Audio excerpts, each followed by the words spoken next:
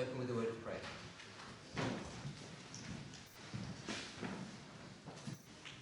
Heavenly Father, we thank you for your goodness and kindness towards us. As we open your word, your holy Sabbath day, we ask that you would be with us and you would guide us. Correct our thoughts, our feelings, and even our attitudes, Father, so that we might come into agreement with your will. We ask in the name of Jesus. Amen. Amen.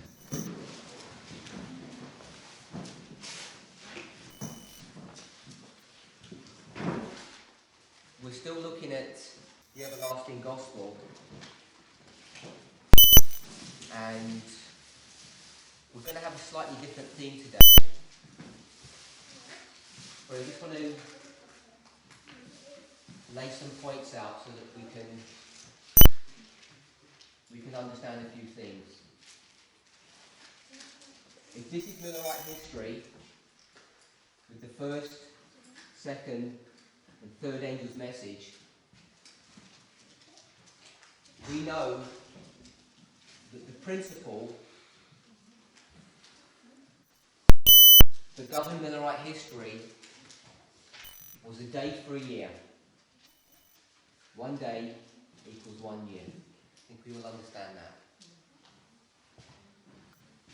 And that when we come to our time,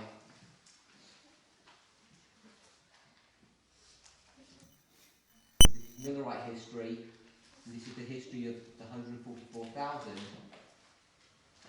and we too go through a three-step testing process. 1, 2, 3. That the principle that governs our history is not day for a year.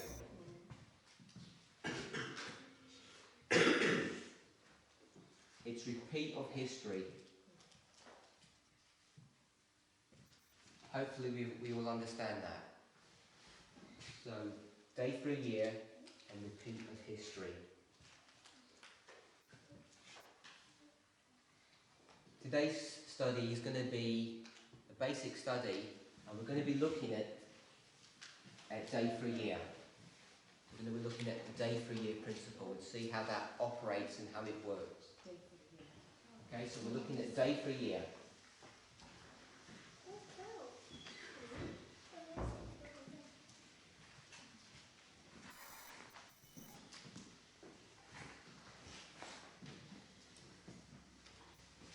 So, we haven't done this in our studies completely. We've begun this work,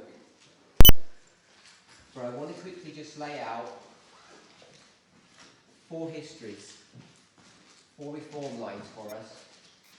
And I want to make only one point only. So all of these are going to have a 1, 2, 3, which is the 3-step testing process, the everlasting gospel. And we know that the third waymark here, the third angel's message, is a close of probation. It's a close of probation. Or another way of expressing that would be a shut door. The door's shut. If this is the reform line of Moses, this is the reform line of Christ, this is the reform line of the Millerites, and this is our reform line. Does everybody understand what I'm doing here? Yes. Now we could put a lot of information on these reform lines, but I'm not going to. I only want to make one point here.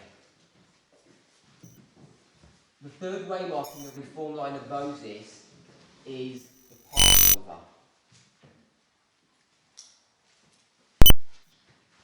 This is where the angel of death comes, kills all the firstborn of the Egyptians, and saves all the firstborn of the Israelites. The same waymark in the timeline of Christ is also the Passover, and this is the cross. This is where Jesus dies. And in the reform line of Miller, this is the Day of Atonement.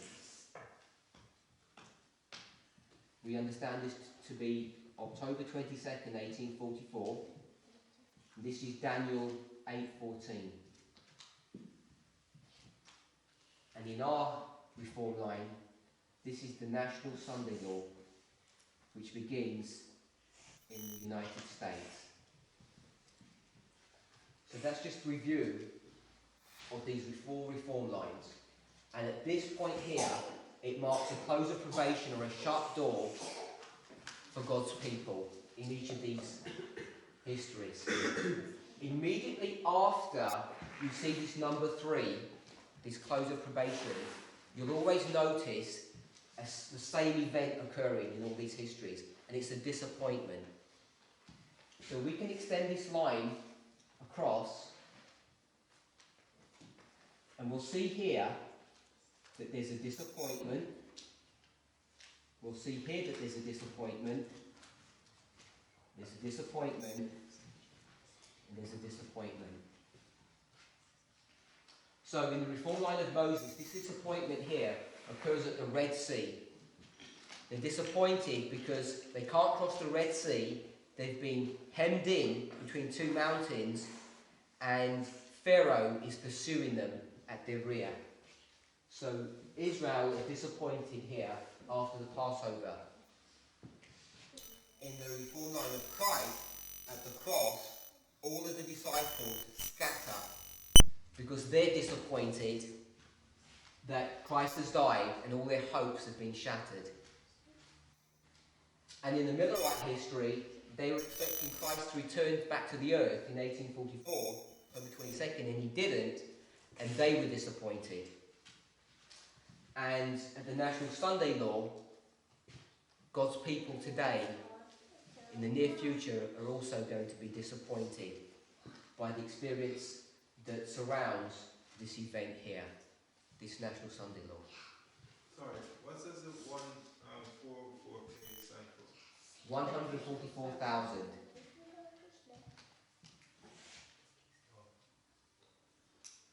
144,000. So K is like in kilometres. So I've labelled this the history. I could label this the final generation, but we know, even in agreement with our study this morning, that the final generation are representing the generation with 144,000 who never see death are going to be on this earth. So I'm going to rub all this out because I wanted to just make a simple point that in these four reform lines, these four histories, after the three-step testing process, you always see a disappointment. You always see a disappointment. Okay? And we already know, in agreement with Revelation chapter 14, with Acts 24, verses 25, John chapter 16, verse 8, that the everlasting gospel is a three-step testing process of sin, righteousness, and judgment. We've discussed it a number of times, and so hopefully we'll start getting familiar with it. God said that you're a sinner, you need to become righteous because judgment's about to happen. It's the most fearful message that's ever been given to humanity because it wakes you up to the reality of your situation, of who you are and what you are, and that your case is hopeless unless you accept the work of the Holy Spirit in your life who can change you. Now, if you're even vaguely familiar with these histories, you know that there's some history that goes beyond the Passover, the death of Christ, the Day of Atonement in October 1844. You know that there's some further history in all of these reform lines. So here, you know that there's the Passover. Here too is the Passover. Here, there's a second chart that's given in 1850. I didn't put the chart on here, but we could have put the chart here. Pentecost. Passover. I was reading the Passover there. Pentecost. This too is Pentecost. And this is 1850. And we know that Pentecost comes from the word Pent, which is 50, which happens 50 days later after the Passover. So you see a 50 here. See a 50 here. And it's not a coincidence that there's a chart that's produced in 1850, which also marks a 50 as well. And this 50 marks some further history that's related to these three angels. So this is all familiar territory to a degree with most of us here. So I'm just going to rub all of this off.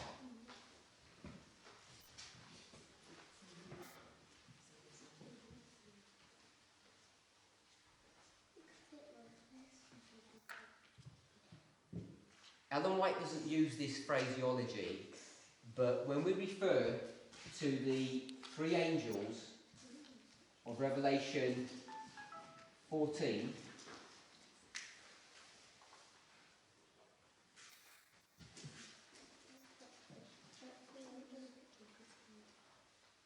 we know that another angel joins in the work of these three angels, and that angel is brought about to view in Revelation 18. So we have these three angels doing their work, and then there's another angel that's brought to view in Revelation 18.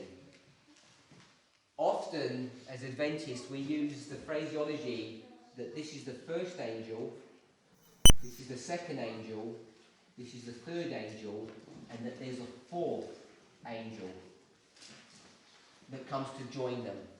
So this phraseology of the number 4 is a colloquial term that we use, but it's not an inspired term. But what I want us to see is that we have these three angels, and then we get another angel that comes to join them. So you may have heard this term of a 3-1 combination. You may have heard this phrase of a 3-1 combination.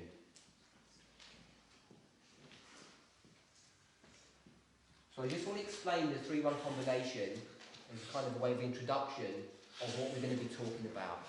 And it's in the framework of the everlasting gospel. We know that the work of these angels here in Revelation 14 and the everlasting gospel, we understand that. It says, talking about the first angel in Revelation 14 verse 6 and 7, that another angel comes down having the everlasting gospel. And the everlasting gospel that he has is the message of sin, righteousness, and judgment to come. That's what he's going to be talking about. And then another angel comes to join the work of these three angels. And we have these three angels combined with a fourth angel, another one. And we use this term sometimes, a 3-1 combination. So I want to just talk about this 3-1 combination. And when we talk about it, I want us to understand that what's being represented in these stories about this 3-1 combination where you see a 3 and a 1 attached to it is referencing back to this everlasting gospel. It's referencing back to the everlasting gospel. So that everybody understand what we're going to be doing. We're going to be looking at the three angels' messages, 1, 2, 3, and we're going to see how a fourth joins it. Okay? But I'm not going to be calling it a fourth, it's going to be called a 1, so we have a 3-1 combination. And we already saw, through those 4 reform lines a moment ago, what happens after number 3. You get a disappointment, remember? So there's our disappointment. And we're going to see this in a number of histories. I'm just going to go through this really, really quickly. So everybody understand where we're going and what we're doing.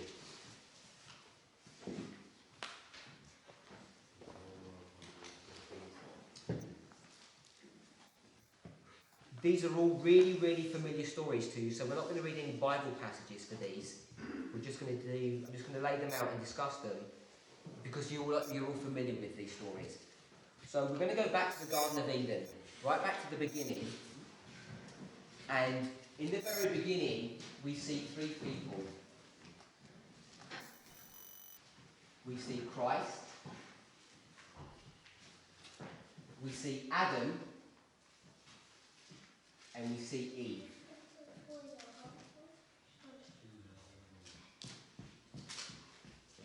And then we see Abel.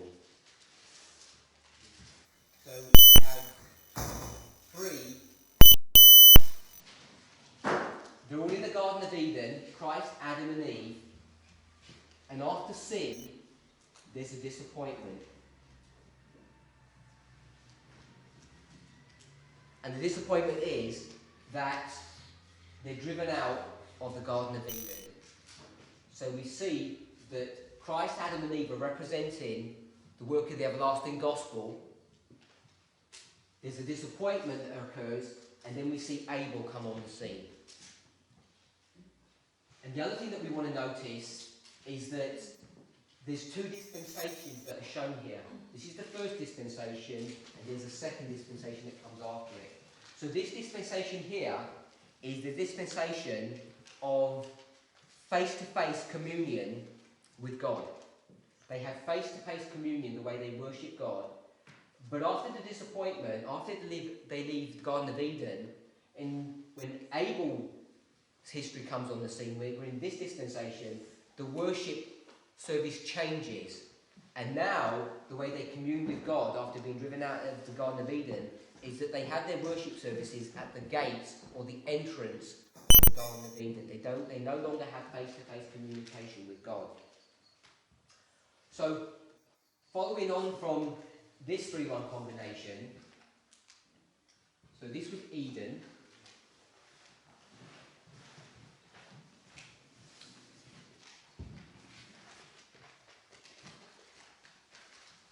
Then we come to the flood. And here, Ham and Shem. And then their father, Noah. So you see this 3-1 combination here. And this is the story of the flood. And that's what this disappointment here is. It's the flood. So you see a flood where you see this 3-1 combination. And before the flood, in this dispensation, how are they worshipping God? In this story, they're worshipping God at the gate of the Garden of Eden. But after the flood, Eden is no longer there, and now they worship God with altars. As soon as he comes off the ark, Noah makes an altar. So we're seeing this 3-1 combination, which is a representation of the everlasting gospel, being traced right through history. So we started in the book of Genesis. We've gone from Eden to the flood. After the flood, we're going to go to the Exodus.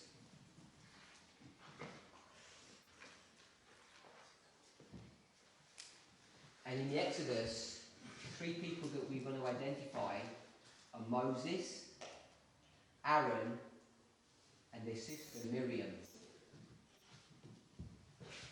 There's a disappointment, and then Joshua.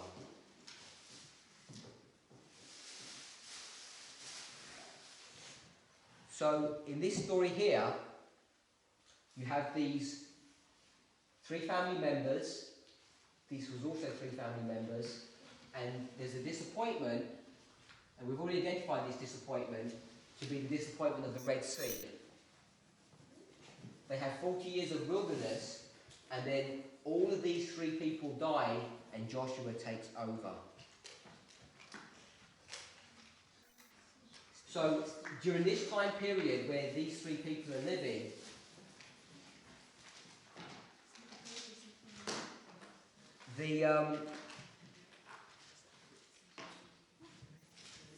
the altar worship, the worship service that they have is the same that Noah has, where they're using altars to worship God.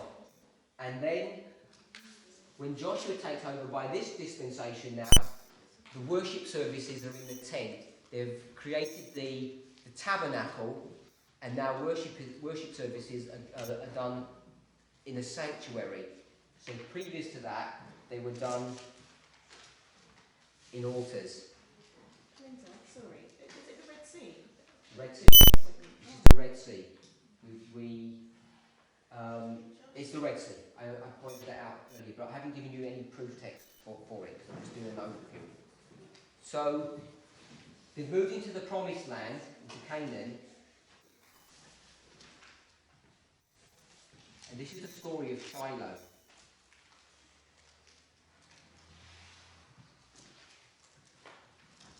And the three people here that we're all familiar with are Eli and his two sons, Hophni and Phinehas.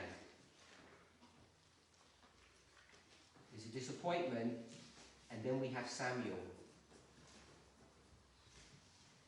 So Eli, Hophni and Phinehas are, we know, the leaders of the church, and the worship service is given in the tabernacle, in this tent, and then there's a disappointment that happens in their history, and this disappointment is when the ark gets taken by the Philistines. When the ark is taken by the Philistines, then you see the time of the judges occurring, where coming to its end, where Samuel now is taken over. Samuel is now taken over, and now the worship is going to start changing from Shiloh to Jerusalem. Shiloh to Jerusalem.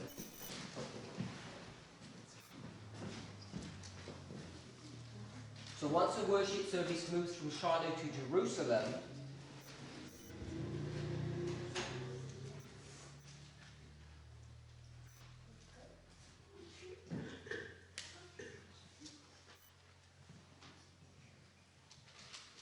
we're going to see this 3-1 combination being introduced here. So I'm going to rub this off now because I want to work across the board. We're tracing the everlasting gospel in this 3-1 combination through all these varying stories. And we haven't gone into these stories to see how the everlasting gospel is brought out in them, but because we see this combination of a 3-1, we know that this is the telltale sign that the everlasting gospel is actually being manifested and working in these histories.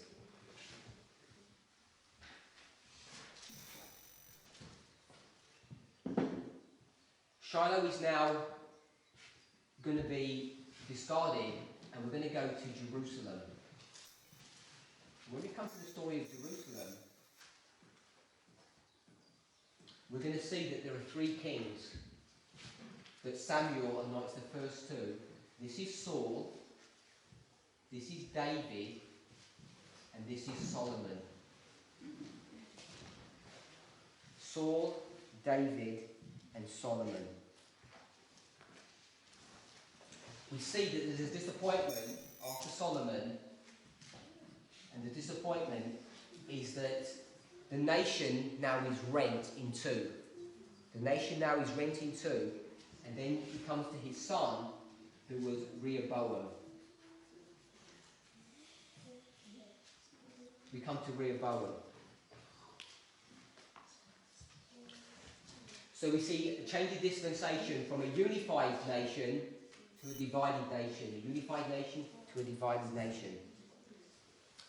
The other thing we want to point out is that these are 3 kings, the first, second and third king of Israel. And it's at the 3rd king that the temple is built.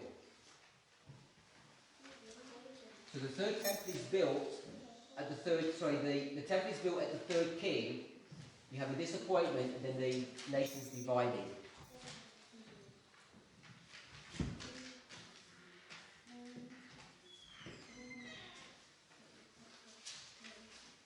I want to skip over some history then.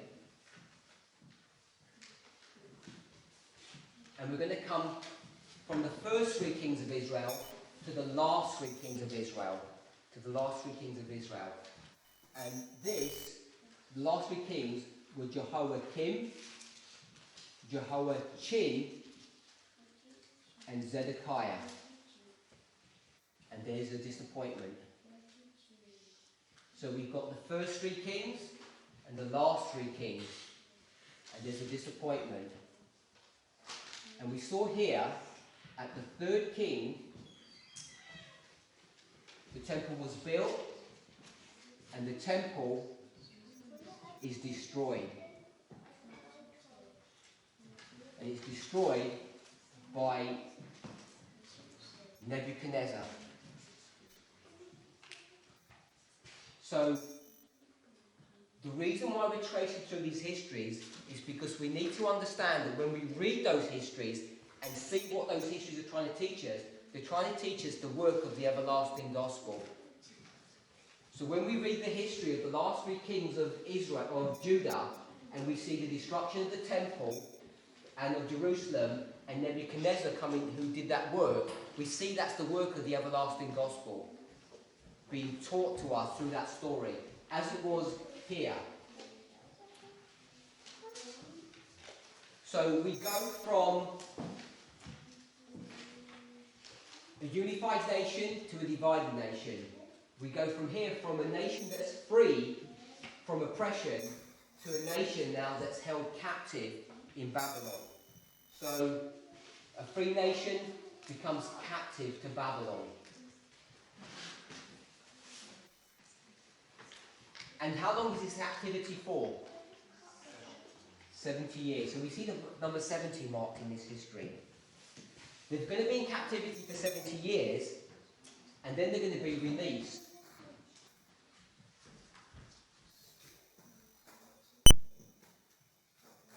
They're going to be released on 3 decrees.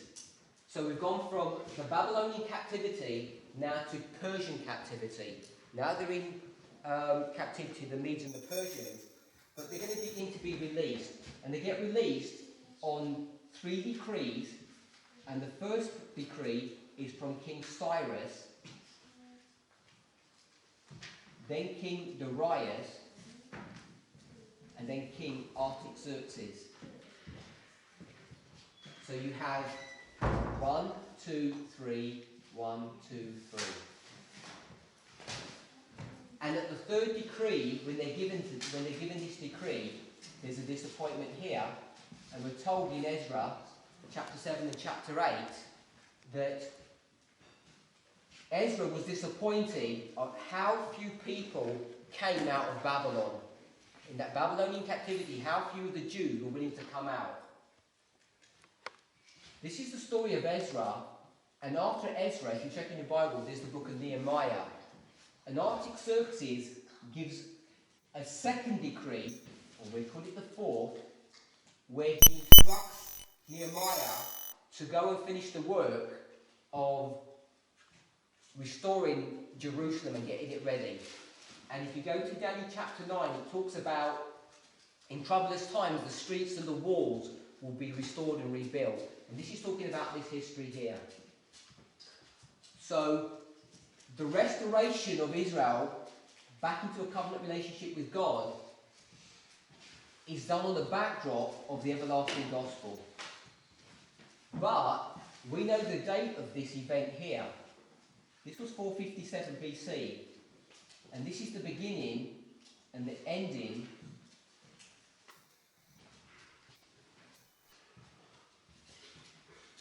of the first angel's message, the second angel's message, and the third angel's message. And this was right back to where we started, October 22nd, 1844. The first, the second, the third. And we know that the difference, or the time between these two events here, is 2300 years.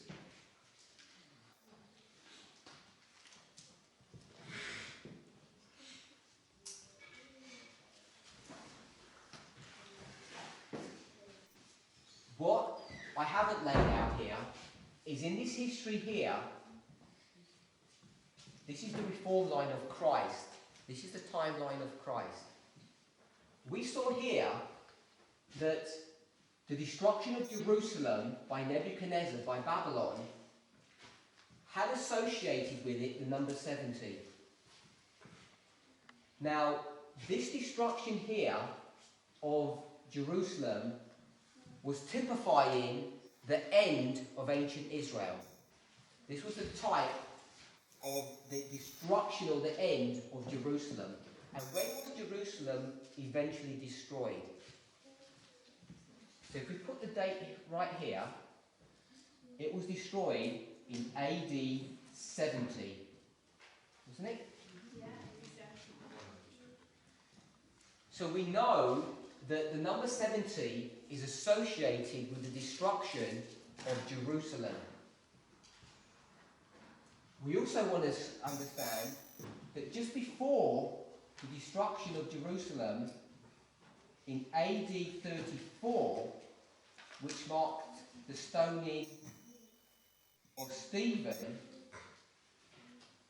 another prophecy had been fulfilled in Daniel chapter 9, which was the 70 weeks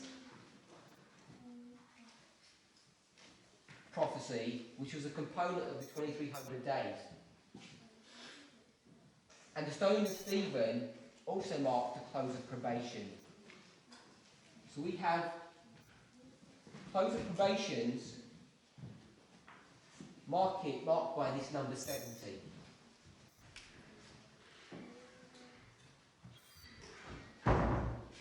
So what we can do is, because this is the everlasting gospel, we can take all of these histories and see how they would lay one on top of the other, giving slightly different understanding or pieces of the jigsaw of the same story. Because the destruction of Jerusalem here and here are typifying what's going to happen at the end of the world. All of these things are typifying what's happening at the end of the world. I'm not taking any questions or comments. Please, if you save them till the end. That's why it's important to understand these histories. And the way to understand them is through the methodology of laying them out along a line and understanding what the third, second, third, and the additional one step is, this 3-1 combination. A clear understanding of that helps you to identify clearly what is happening in those histories and how to apply them correctly. So, for instance, these 3 kings here, typifying these 3 kings here, and this number 70, we've seen it in three places here, all give you information about what's going to happen at the end of the world.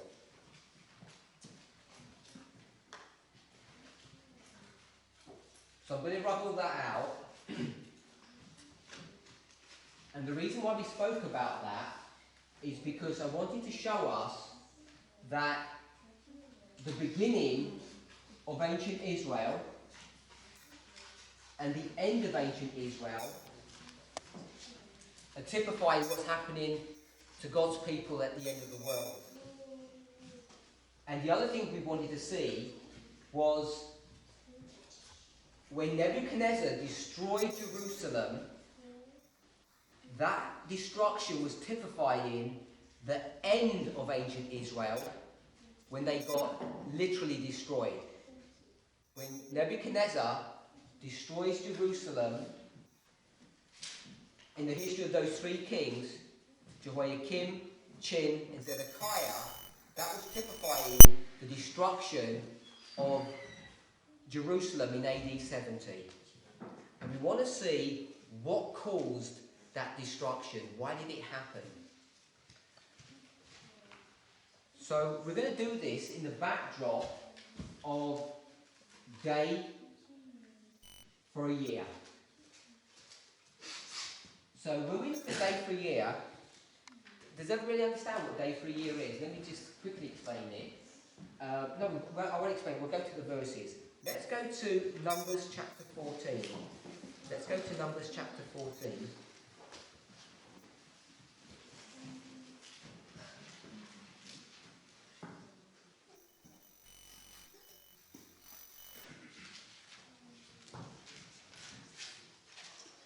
Numbers chapter 14, and we're going to read from verse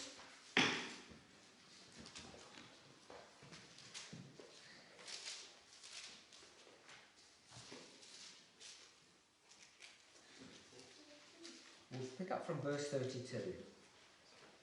But as for you, your carcasses, they shall fall in this wilderness, and your children shall wander in the wilderness 40 years, and bear your whoredoms until your carcasses be wasted in the wilderness. after the number of days in which ye search the land, even 40 days, each day for a year, shall ye bear your iniquities, even 40 years, and ye shall know my breach of promise. So just the backdrop of this story, they've left Egypt, crossed the Red Sea, gone to Mount Sinai, spent around a year there, left Mount Sinai. A couple of weeks later, they've got to the borders of the land of Canaan, the promised land, and they're at Kadesh Barnea. They send 12 spies into the promised land to spy out the land to see if it's a good place or not. They come back, and 10 of the spies basically give a bad report. They influence the whole of the nation, and everybody's against going in and taking over the land because of fear. And because they don't want to go in, there's 40 days that they've been in the land, in the promised land, God punishes them one day for a year. So every day that they were in there, 40 days, they're going to get punished for 40 years. And the promise is that they're not going to go into the promised land. All that generation are going to die. So we understand this principle of one day equals 1 year. So the second place that this is found is in Ezekiel chapter 4. In Ezekiel chapter 4.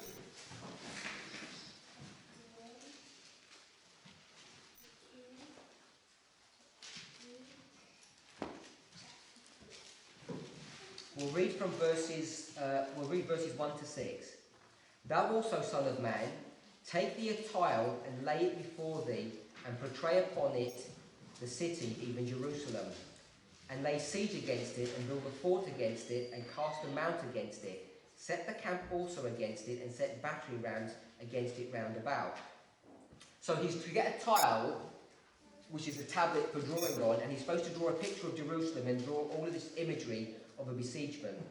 Moreover, take thou also unto thee an iron pan, and set it for a wall of iron between thee and the city, and set thy face against it, and it shall be besieged, and thou shalt lay siege against it. This shall be a sign to the house of Israel. So he's supposed to get an iron pot and set it between him and the picture. The reason why it's iron is because iron is a symbol of Rome, and Rome is synonymous with Babylon, and he's identifying that Babylon now is going to come and destroy this nation. Then he says, lie thou also upon thy left side, and lay the iniquity of the house of Israel upon it, according to the number of the days that thou shalt lie upon it. Thou shalt bear their iniquity. For I have laid upon thee the years of their iniquity, according to the number of the days. 390 days. So shalt thou bear the iniquity of the house of Israel. And when thou hast accomplished them, lie again on thy right side, and thou shalt bear the iniquity of the house of Judah 40 days. I have appointed thee each day for a year. So here you've got a 390 day prophecy on his left side and a 40-day prophecy on his right side.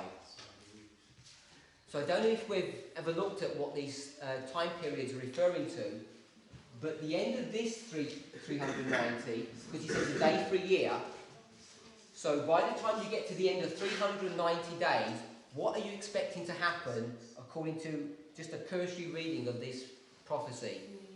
You're expecting the destruction of Jerusalem. That's what it said from verses 1 to 4.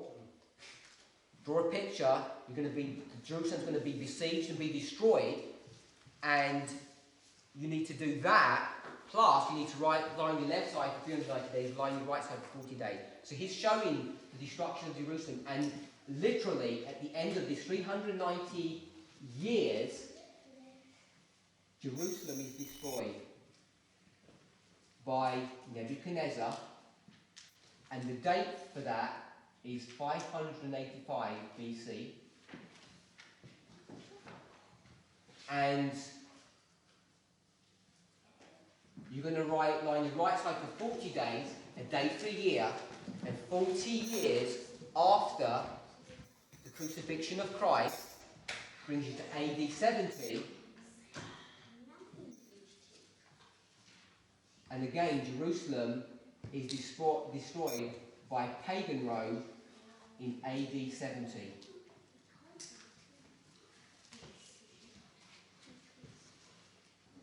So I want us to, having just read these passages again, I want us to see that the first day for a year, what's the backdrop of the first day for a year? Why is it given to them? It's given to them because of rebellion. They're rebelling, so he's going to give them a day for a year punishment. And the second one that we've just read in Ezekiel, what's that day for a year too? Let's try not to sleep, brethren.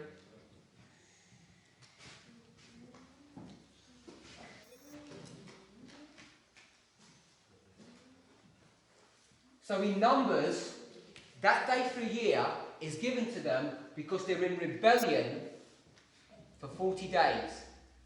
And the Ezekiel day for a year is also given because Israel are going into rebellion. What's the rebellion that they're going into here? What's the rebellion that they're going into? What does God want them to do? In Numbers. He wants them to go into the promised land.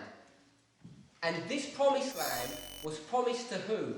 It was promised to Abraham. And Abraham, we're told, it says in the book of Hebrews, but it also talks about in the book of Genesis, that he was a wanderer. He had no fixed abode. So he was given a place that he could call his home, a place of rest. So in the Numbers rebellion, they're rebelling against the rest of God.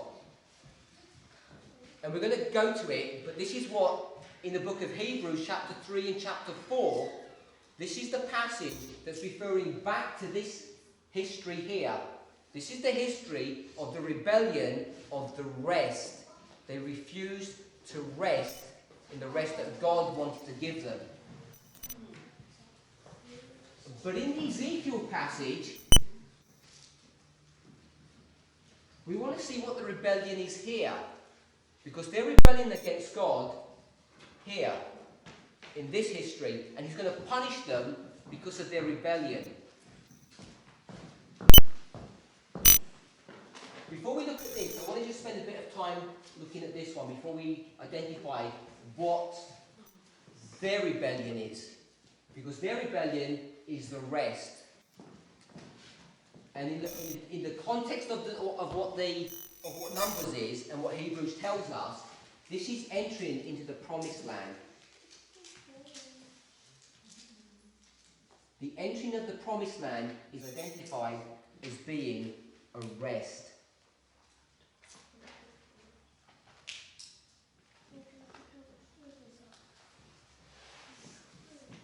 Let's turn to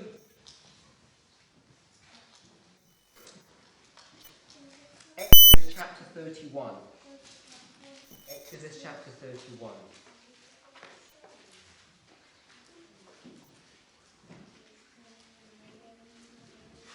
Exodus chapter 31.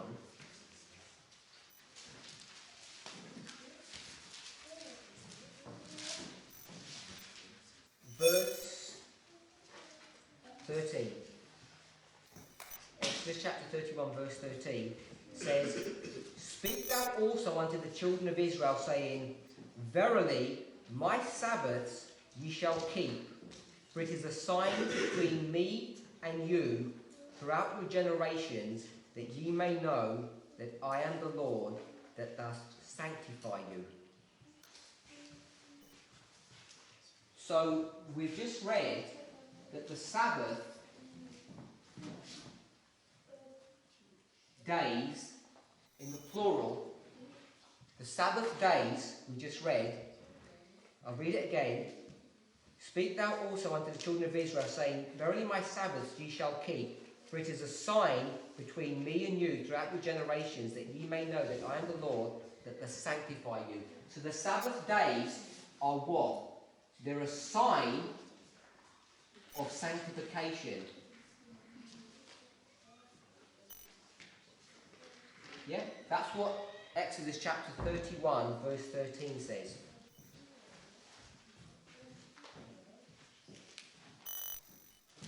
Just to confirm that, let's go to Ezekiel chapter 20.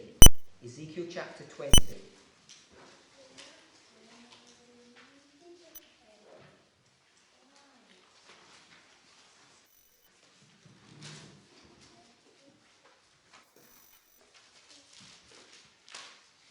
Ezekiel chapter 20 is going to confirm this.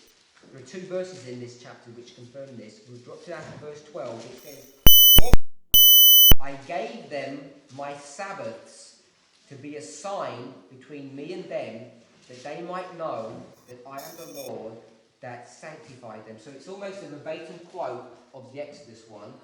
So the Sabbath days are a sign of the sanctification of God's people. Drop down to verse 20, and it says, hallow my Sabbaths, and hallow my Sabbaths, and they shall be a sign between me and you, that ye may know that I am the Lord your God.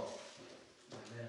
So we know that these Sabbath days, or the Sabbath, is a sign of the sanctification of God. Now in the scriptures there are various Sabbaths that are discussed and spoken of. There are various Sabbaths that are spoken and discussed. Essentially, what are you supposed to do on the Sabbath day? It's a resting day. So we know that the Sabbath, which is a sign of your sanctification, by definition, is inferring a rest. There's a rest that's been inferred here. So let's go to Leviticus chapter 25.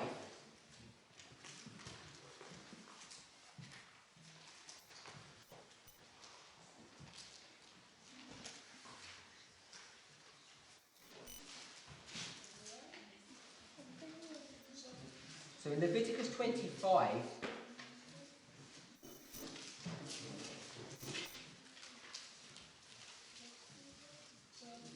the reason why that's an interesting passage for us today is because Leviticus 25 is the chapter before Leviticus 26.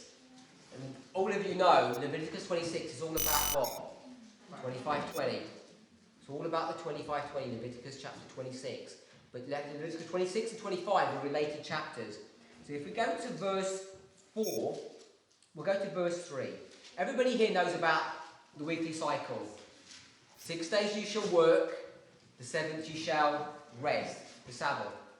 Let's read verse 3. It says, 6 years thou shalt sow thy field, and 6 years thou shalt prune thy vineyard, and gather in the fruit thereof.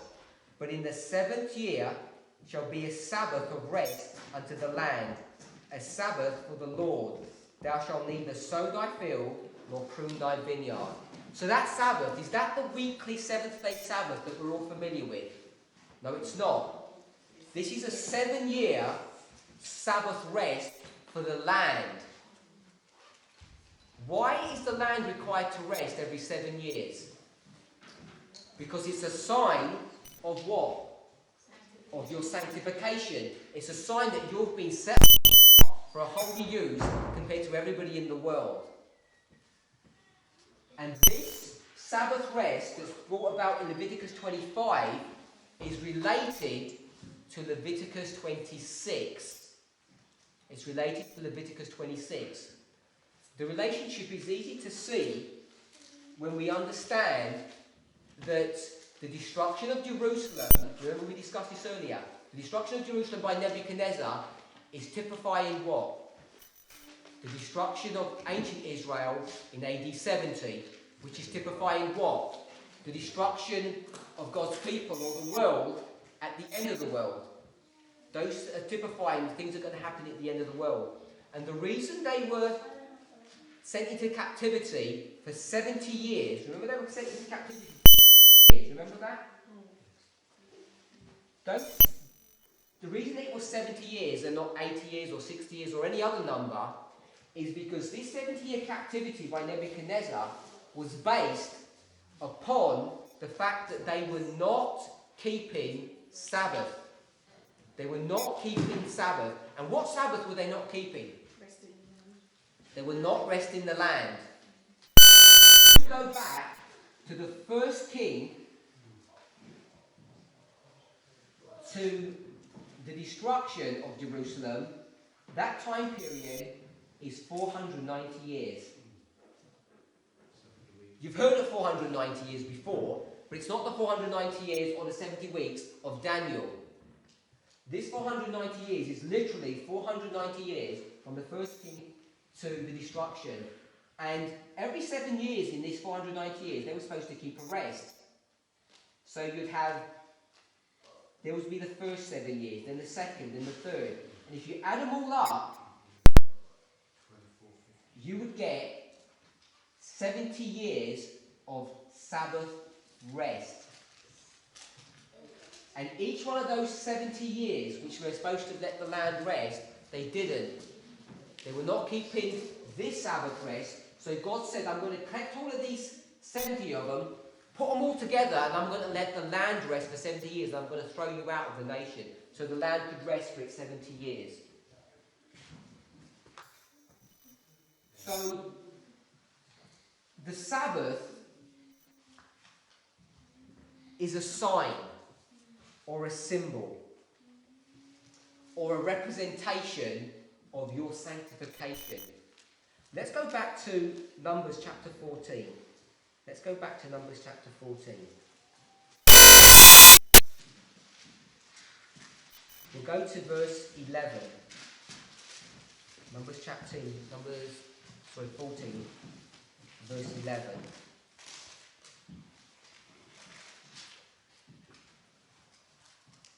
We've discussed about the rebellion that's going on. This is a rebellion of rest that they're rejecting and they're balking at. In verse 11 it says, "And the Lord said unto Moses, How long will this people provoke me? And how long will it be ere they believe me? For all the signs which I have shown among them." So the Lord has shown all these signs to his people, and they still don't do what? What are they not doing? They're not believing him, are they? They're not believing what he wants them to do.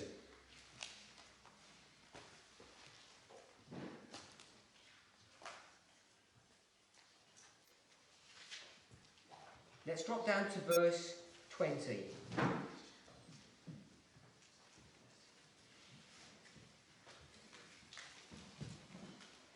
"And the Lord said, I have pardoned according to thy word, but as truly as I live, all the earth shall be filled with the glory of the Lord. Because all those men which have seen my glory and my miracles which I did in Egypt and in the wilderness, and have tempted me now these 10 times, and have not hearkened to my voice, surely they shall not see the land which I swear unto their fathers, neither shall any of them that provoked me see it." So we just want to discuss verses 11, verses 20, 21 to 23. So we know that these people have provoked the Lord how many times? How many times have they provoked the Lord? There's these 10 times. Just want to pick up this number 10 in a moment, so we can see that they've been testing or provoking God 10 times.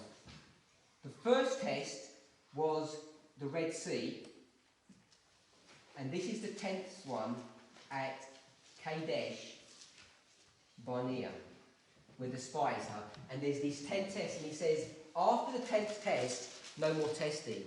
This is the 10th and the last test that you're going to receive.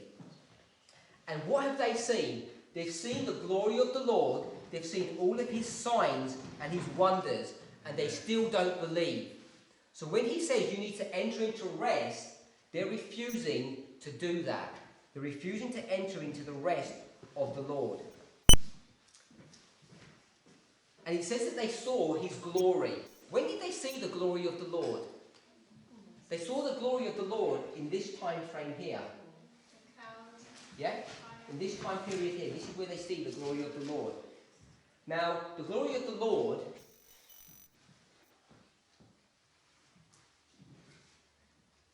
is also brought to view in Revelation chapter 18 verse 1. In Revelation 18 verse 1, we read that another angel comes down. Let's read the verse. Revelation 18 verse 1.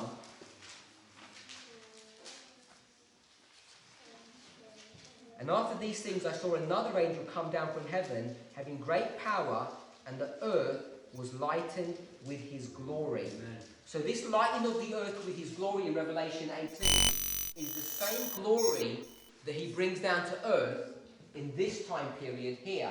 So it says here that, I'll read the verse again, and the Lord said unto Moses, how long will this people provoke me, and how long will it be ere they believe me for all the signs which I have shown them?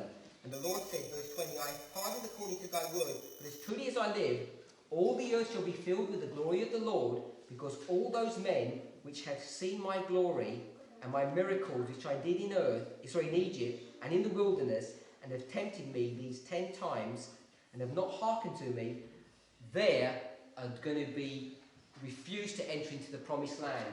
So the glory of the Lord is between these two time periods, these 10 tests specifically, and here they get a close of probation. The door is closed. So this glory of the Lord that they're seeing here, what was the purpose of the glory of the Lord? Why did God give them this glory? All these 10 manifestations of his power, which they consistently refused, these tests that he would give them. It's so that by the time they came to here, what should they have been ready to do? Trust him. And what are they doing now? They're actually refusing. And if you trusted the Lord, they would have entered into the promised land, would they have not? Yes. But they're refusing to do that because they refuse to accept or remember or believe the glory of the Lord.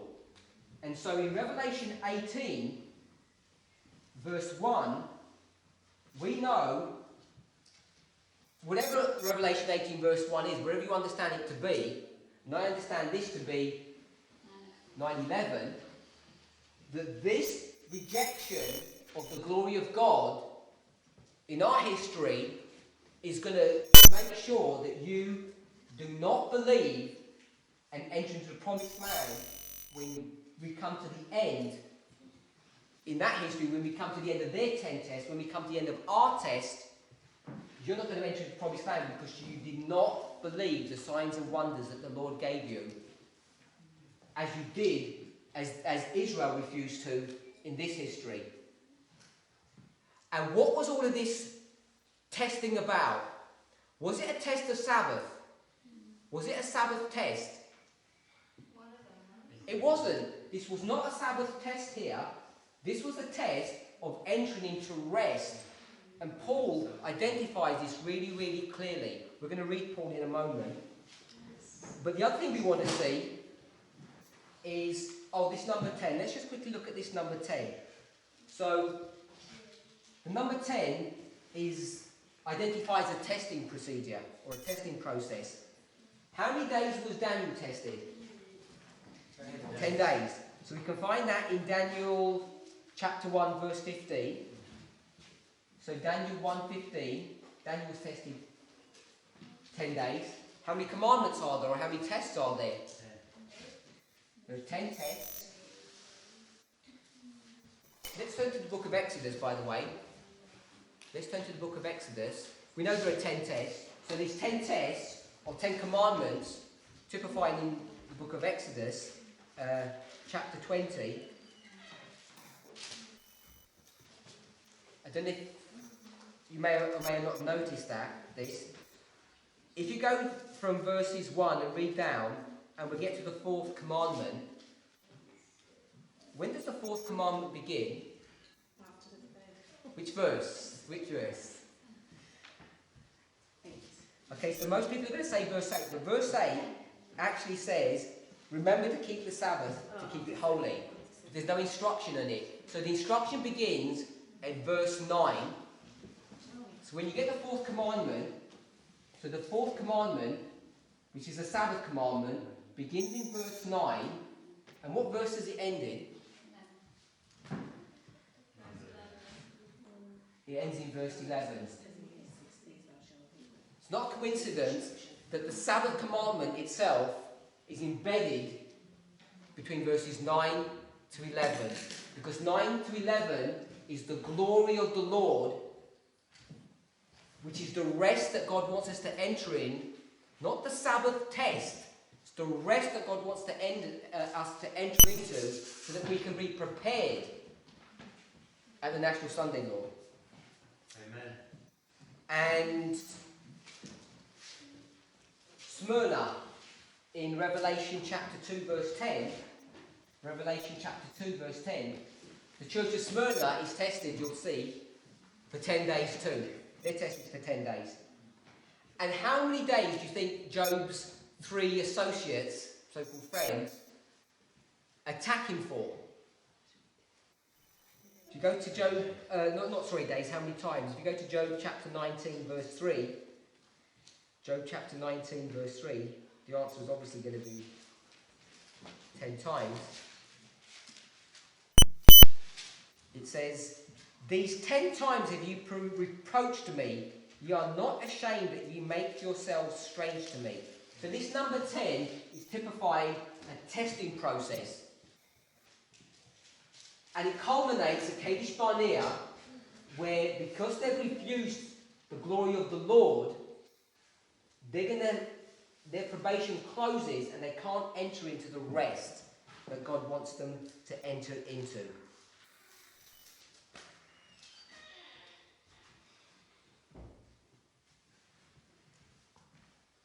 So here we can see that there's some forgetfulness that's going on here of what they saw before. So let's go to Hebrews chapter 3. Let's go to Hebrews chapter 3.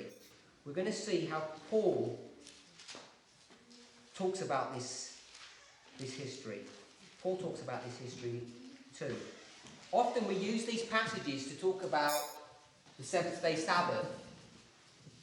Often we talk about these histories in Hebrews chapter 3 and verse 4 and chapter 4 to proof text Sabbath keeping, the seventh-day Sabbath. But if you actually see what it's really talking about, it's actually talking about the rest that God wanted them to enter into. Okay, so let's read from verse 7. When we read this, we're going to see it's referring right back to this rebellion that occurred in Numbers chapter 14 that we just read. Hebrews 3:7. "Wherefore as the Holy Ghost saith, today if you will hear his voice, harden not your hearts as in the provocation, in the day of temptation in the wilderness, when your fathers tempted me, proved me, and saw my works 40 years. Wherefore I was grieved with that generation and said, they do always err in their heart, and they have not known my ways. So I swear in my wrath, they shall not enter into my rest.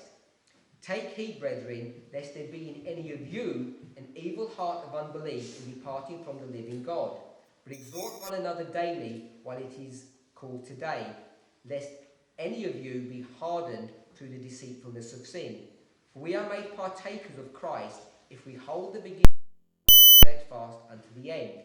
While it is said today, if you will hear his voice, harden not your hearts as in the day of provocation." So this hardening of their hearts, this lack of belief, which is pointed out in verse 12, it says an evil heart of unbelief, is that they don't believe that if they enter into rest, everything's going to be okay.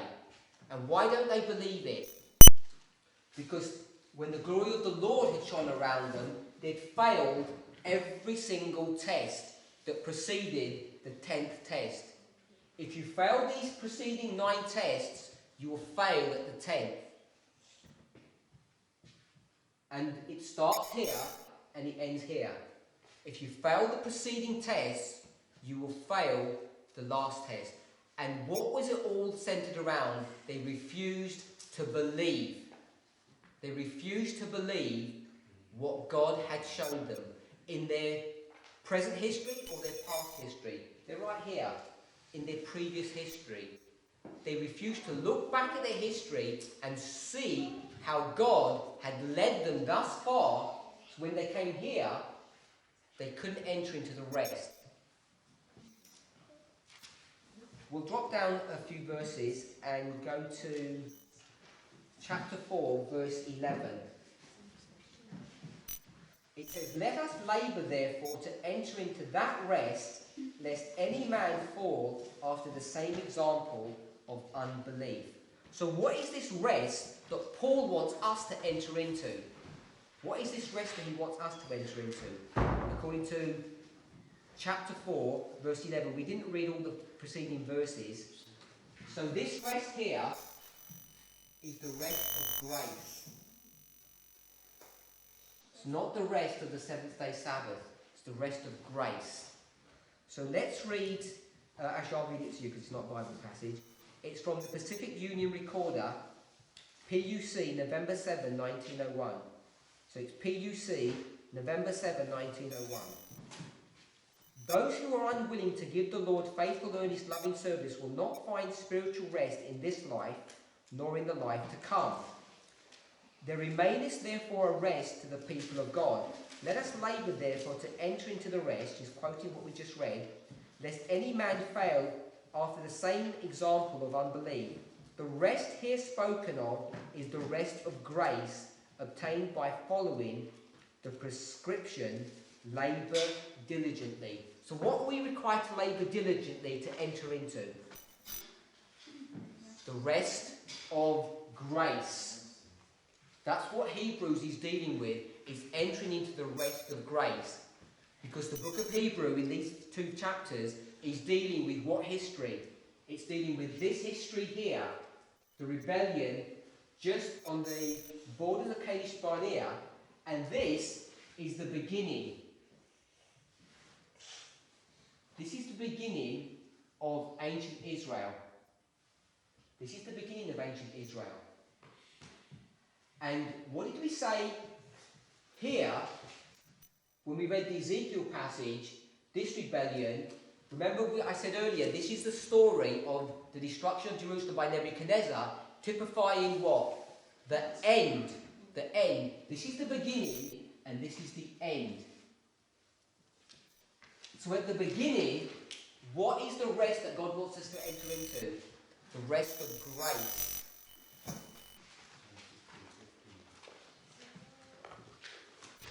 And the reason they don't want to enter into that grace is because they've forgotten how the Lord has led them thus far. The Lord has forgotten to lead them thus far.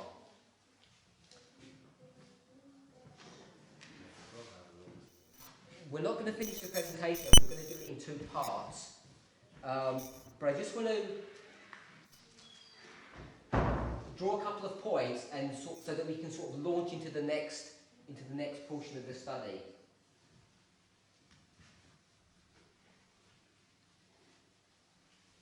That grace is found on the opposite page in your study Bible. That passage was in the Study Bible as well. Manuscript releases 42, page 901. We've already said that all of these stories are typifying the everlasting gospel.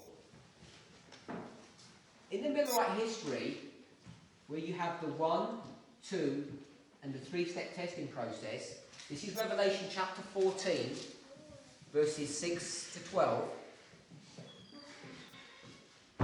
Let's read this verse here. Let's turn to Revelation chapter 14.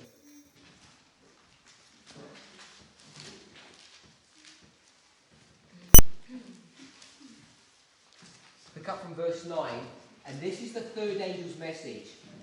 Revelation chapter 14, verse 9 says, "And the third angel followed them, saying with a loud voice, If any man worship the beast and his image, and receive his mark in his forehead or in his hand, the same shall drink of the wine of the wrath of God, which is poured out without mixture into the cup of his indignation. And he shall be tormented with fire and brimstone in the presence of the holy angels and in the presence of the Lamb." And it reads on. So it's talking about the mark of the beast. This is the mark of his authority. So the mark of the authority of the beast is Sunday sacredness. We know that because he believes that he has authority to change times and laws. And so he's changed the sacred day from Sabbath to Sunday. But in this history here, in the Millerite history, this was October 22nd, 1844. And what were they planning to enter into? What was their dream as they were running through this history? They were planning to enter into the promised land, were they not? They weren't looking at the Sabbath. So when the third angel's message comes here, and it talks about the mark of the beast, dealing with Sunday sacredness, in the minds of these people here, that's not what they were entering into. They were entering into a different experience. That's what they were planning to enter into. They were planning to enter into the rest. And that rest was what? The promised land.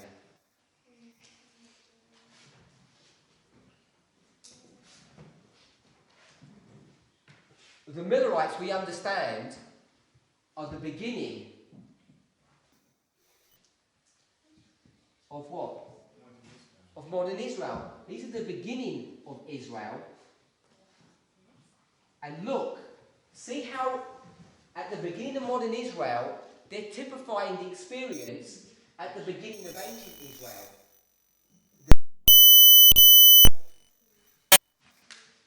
They were going to enter into a rest, and their rest that they were going to enter into was the promised land. It wasn't a Sabbath issue. And at the beginning of modern Israel, they were going to enter into a rest, the promised land, the heavenly Canaan, and it wasn't an issue of the mark of the beast or Sunday sacredness. That's not what they had in focus. So, in the next part of the study, we're going to finish up making a few points at the beginning of ancient Israel and the beginning of modern Israel, and then we're going to move on and see what this rebellion here at the end of ancient Israel was about, how it impacts us today. And the reason why we need to understand this is, if I just do a really simple, I'll draw it up here so that we can see it clearly.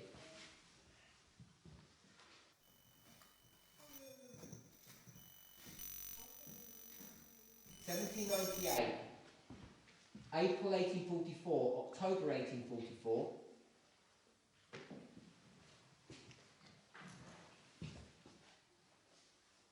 (1989), 9/11, National Sunday Law.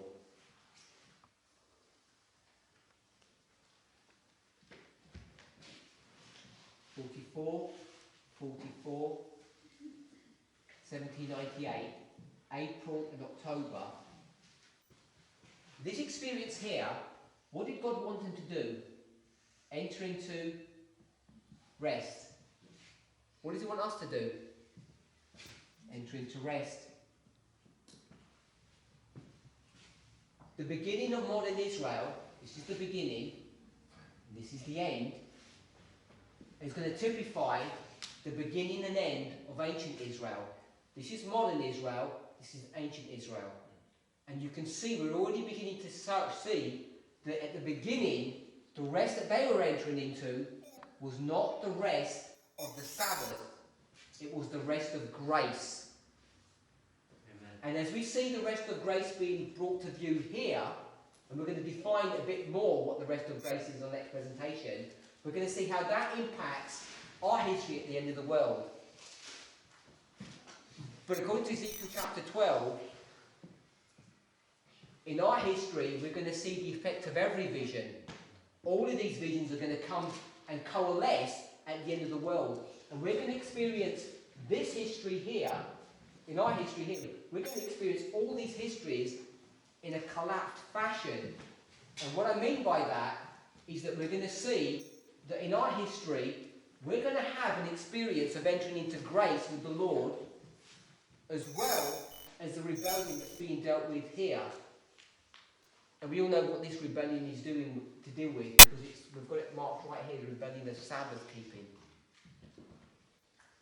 So we're going to draw this all together and show that the issue that's happened at the beginning of modern Israel was typified by the rebellion at the beginning of ancient Israel.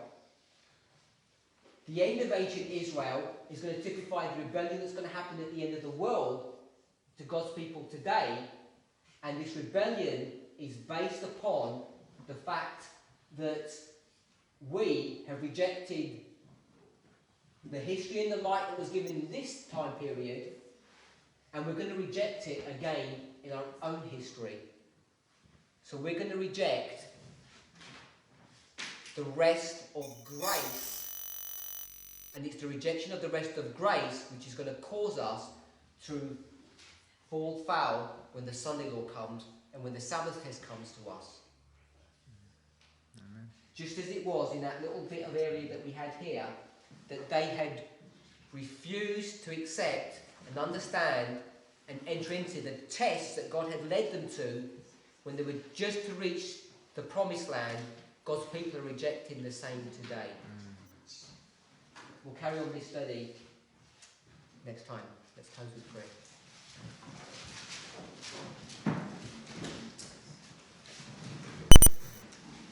Heavenly Father, as we see history being repeated today, we see the everlasting gospel shown really clearly, Lord, throughout the scriptures, in so many different stories, in so many different ways, in so many different patterns. But it always comes down to a 3-1 combination. And if we can identify those 3-1 combinations and see the chain as it runs through sacred history, we can have the assurance that what we understand today is correct and true.